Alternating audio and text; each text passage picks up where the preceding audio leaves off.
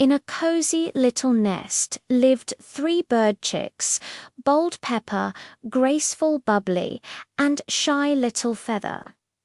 While his siblings eagerly practiced flapping their wings, dreaming of flight, Feather was filled with fear. The world outside the nest seemed vast and scary. "What if I fall?" he thought. The big day came. Pepper jumped, flapped hard, and soared. Bubbly followed, gliding beautifully. Then it was Feather's turn. He looked down and trembled. "I can't," he whispered. His mother gently nudged him. "Your wings are strong, and your heart is stronger. Just trust yourself." Inspired, Feather took a deep breath, leaped, and flapped with all his might.